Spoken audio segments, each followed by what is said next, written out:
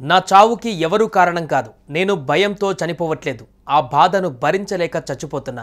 Miss you mummy అంటూ ఓ యువకుడు ఆత్మహత్యకు ముందు రాసిన సూసైడ్ నోట్ కుటుంబ సభ్యులనే కాకుండా ప్రతి ఒక్కరిని కంటతడి పెట్టిస్తుంది. భద్రాద్రి కొత్తగూడెం జిల్లా ములకపల్లి మండలం పూసుగూడానికి చెందిన పుల్లూరి గోపీకృష్ణ అనే 26 ఏళ్ల యువకుడు కొన్నాళ్ల పాటు ప్రైవేటు ఉద్యోగం చేశాడు.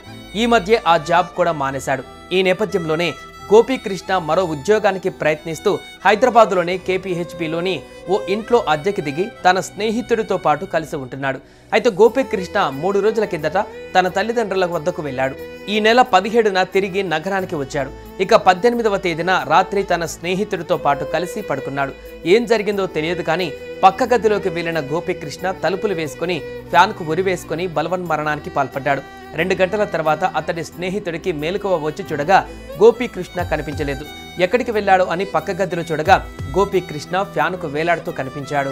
ఈ సీన్ చూసిన ఆ యువకుడు ఒక్కసారిగా షాక్ గురయ్యాడు. వెంటనే దగ్గరలోని పోలీసులకు సమాచారం ఇచ్చాడు. హుటాహుటిన ఘటనా స్థలానికి చేరుకున్న పోలీసులు మృతదేహాన్ని పరిశీలించారు. అయితే ఆత్మహత్యకు ముందు గోపీకృష్ణ రాసిన సూసైడ్ నోట్ను పోలీసులు స్వాధీనం చేసుకున్నారు.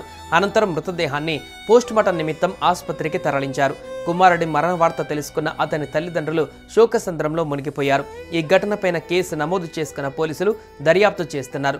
అయితే ఉద్యోగం లేదనే బాధలో కుమిలిపోయి గోపీకృష్ణ బలవన్మరణానికి పాల్పడి ఉండవచ్చని పోలీసులు అనుమానిస్తున్నారు.